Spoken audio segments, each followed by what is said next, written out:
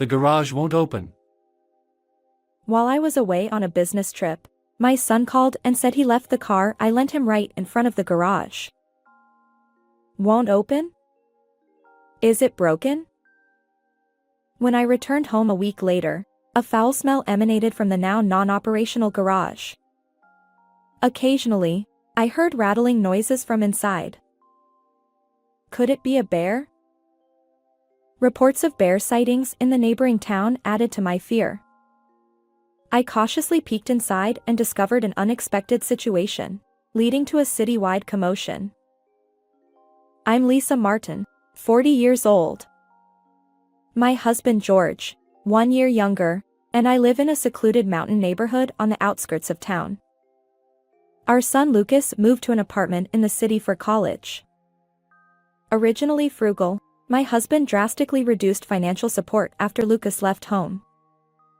Even my part-time job couldn't cover all our expenses. Can't you contribute more to the household? I asked. His response: No. Stick to the initial agreement from our early marriage days. But times have changed, especially with Lucas's tuition looming. It's your job to figure it out. My husband snapped. Our strained relationship worsened, and since Lucas left, we hardly speak anymore. Living with my breath-catching husband, my sole enjoyment is watching variety shows. However, he disapproves even of that. Honestly, watching this trivial stuff every single day. He grumbles openly. So, I sneakily watch TV when he's not around. One day, while tidying up after dinner, my husband approached and scrutinized my body from head to toe. You know, once you hit 40, your figure starts falling apart. It's because you're lazy. Lack of self-discipline, that's the problem. He sighed dramatically, then snorted in amusement. He'd always belittled me with such comments, but lately, it seemed even worse. He continued. Women are better when they're young, right? Smooth, firm skin. No wrinkles or blemishes. Beautiful. I retorted. What's that supposed to mean? Are you comparing me to someone? He replied. Ha! It's a general observation. I shot back. You're barely a year younger than me. You can't judge others. Geez, you lack charm in those moments. He huffed and turned away. In an attempt to prove myself to my difficult husband, I decided to join a local gym. The membership fee wasn't as high as I expected, so I managed to cover it with the money I earned from my part-time job. Surprisingly, the results appeared quickly. I lost 10 pounds in about 2 weeks, and my skin seemed firmer. Excited, I got a short haircut and bought a few clothes that fit my body better, hoping he'd notice. But my husband never complimented me. Instead, while I was out, he discarded most of the new clothes I'd just bought. Don't wear clothes that emphasize your figure at your age. He scolded. I retorted. How dare you? What inconvenience have I caused you? He replied. It's embarrassing for me. And how much are you spending on that gym? Who do you think earns that money? Despite explaining that I managed the gym fees from my part-time job and bought the clothes with my own money, he remained unyielding. If you're going to spend on that, I'll reduce your monthly allowance, he declared. And he did. My gym visits, once a refreshing escape, became unaffordable, and I reluctantly canceled my membership. The gap between me and my husband, who only seemed to crush my spirits, widened even further.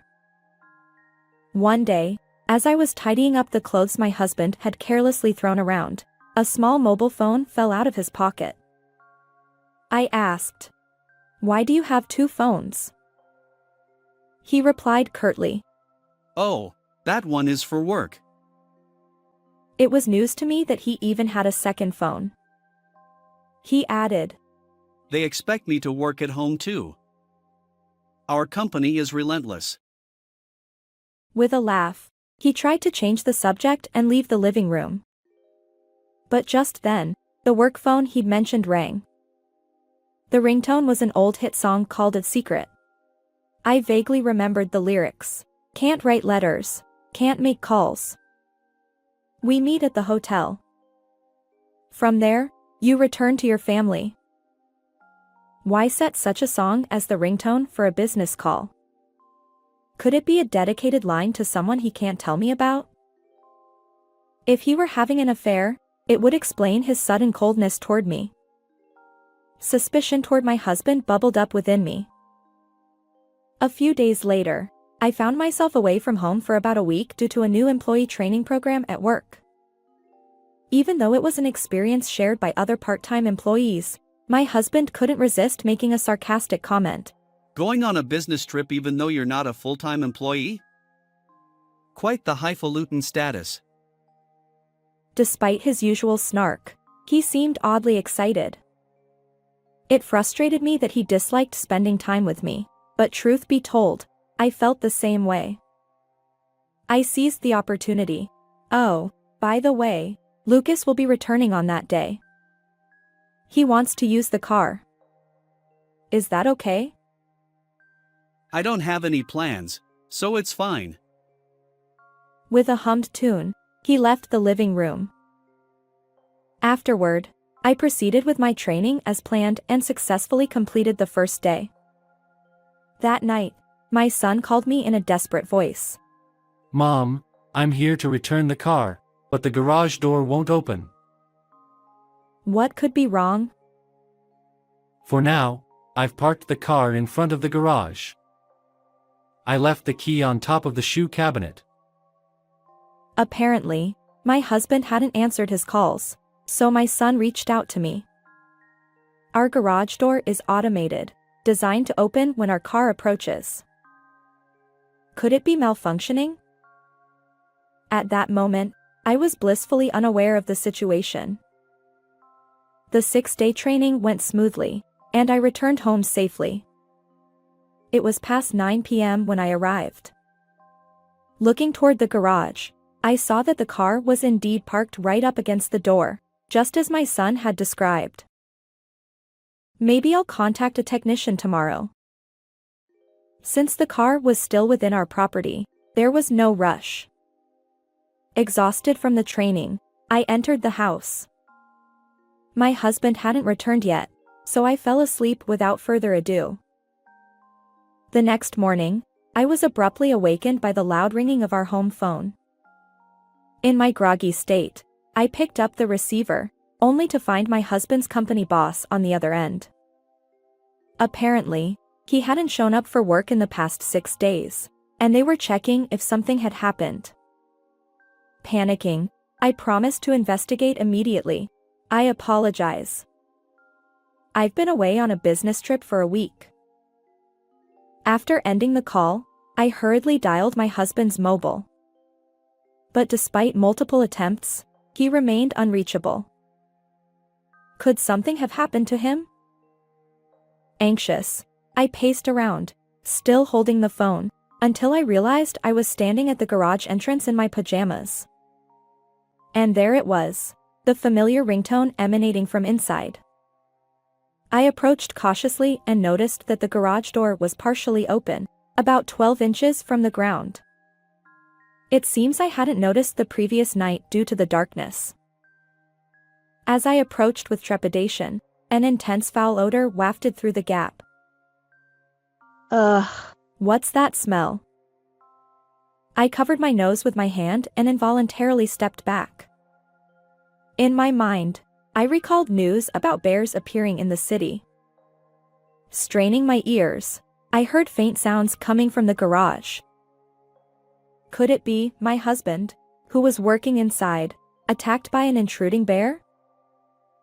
Overwhelmed by sudden anxiety, I used a stepladder to peer through the skylight. To my astonishment, what I saw wasn't a bear but something entirely unexpected. Wait. Is this a joke? There, my husband and an unfamiliar woman lay naked on a camping bed. Reflecting on it, my husband had always been a bit unconventional. He'd randomly suggest, "Let's change the atmosphere tonight." and set up a tent in the front yard or spread out camping gear in the garage. I had occasionally enjoyed those unconventional nights too. Ah. I see. Perhaps it's a woman's intuition. As soon as I observed the situation in the garage, everything became clear. The naked woman next to my husband must be his second cell phone contact. They've been meeting secretly, and this time, since I was away on a business trip, my husband invited her to our home. Furthermore, taking advantage of the absence of our car, they likely spent an intimate night in the garage. At that moment, to avoid any interruptions, they probably turned off the garage door. When our son came to return the car, the door wouldn't open because of that. Unfortunately, an unseasonal heatwave struck, and unable to bear the heat, my husband and the woman must have tried to escape outside from the garage. However, due to our son's parked car, they found themselves trapped. Sweating profusely and suffering through the heat, they likely discarded their clothes in an attempt to cool down, creating the sounds that reached the outside. Having anticipated the situation, I rechecked the garage through the skylight. Alongside the camping bed, there was a small refrigerator and even a portable toilet for camping. The intense odor I'd noticed earlier now made sense. It must have accumulated over a week. Fortunately, both my husband and the woman seemed conscious and physically capable. They weren't in immediate distress. I climbed down the ladder, took a deep breath, and pondered the most effective course of action. 10 minutes later, with utmost seriousness, I dangled a fishing line through the skylight gap. My target? The discarded clothes from the two. Despite the nauseating smell, I persisted, eventually retrieving their underwear as well. Afterward, I made a call to a certain place and dialed my husband's mobile once again. Startled by the incoming call, he answered promptly, as if saved by divine intervention. "Hey! Where are you right now?" "And what exactly are you doing in there?" Taken aback by my voice coming from above, my husband looked up as if expecting a thunderbolt. There I was, peering down at him through the skylight. "Help me. The stench is unbearable. My throat is parched." Whether he realized he was caught in the act of infidelity or not, he desperately sought my help. Before that, how about you spill all the details about the woman lying naked next to you? "That's irrelevant. Just get us out of here." Not so fast. That second phone is clearly hers. If you don't come clean, both of you could be in serious danger. Finally conceding to my unwavering stance, my husband, now audibly struggling, began recounting the events that led to this predicament. The woman involved is a subordinate from my husband's company, and they've been having an affair for a year. While I was away, they turned the garage into their makeshift hotel. However, the next morning, when they tried to leave, my son's parked car blocked their way, leaving them trapped. Fearing exposure of their inappropriate relationship, they decided to wait silently until a solution emerged. As the heatwave intensified, they shed their clothes to conserve energy. I've recorded everything you just said, so it'll come back to haunt you during the divorce settlement, I warned. My husband weakly replied, "Our lives are at stake. You can dictate the divorce terms." But before he could protest further, police sirens blared, and 6 patrol cars lined up in front of our house. "Hey! Why are the police here?" Ignoring my husband's question, I peered down from the roof of the garage. The sight of 6 patrol cars lined up in front of the house was truly impressive. And then 4 local hunters, armed with rifles, joined the police, surrounding the garage. The tension escalated, and curious neighbors watched from a distance, some recording the scene on their smartphones. As the car blocking the garage door was moved, several police officers, guided by what seemed to be the incident commander, cautiously began prying open the door. The intense stench permeated the area, causing everyone to grimace. Then, with a collective sigh of relief, my husband and the woman rolled out from the gap in the door. Oblivious to their indecent state, they gasped for fresh air like goldfish. But as their breathing steadied, they finally noticed the rifle barrels pointed at them, and their shock was palpable. Don't shoot. One of the onlookers couldn't resist shouting. Not a bear. It's an affair. Laughter rippled through the crowd of neighbors who had been watching from a distance. The embarrassed woman blushed crimson and hid behind my husband. Subsequently, an ambulance arrived. Wrapped in blankets, my husband was carried by paramedics toward me. Why did it have to escalate like this? I'm sorry. I thought there was a bear in the garage and called the police. With a mischievous smile, I watched him go, his eyes filled with resentment. And so, my husband was whisked away in the ambulance. In the end, my husband's inappropriate relationship within the company was exposed, and both he and the woman were fired. I filed for divorce, seeking $13,000 in compensation from each of them.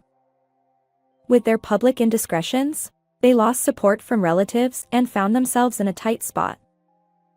Now, they share a cramped, run-down apartment, living a dreary existence. On the other hand, embracing my newfound single life, I've resumed my gym routine. Shedding weight and feeling more confident.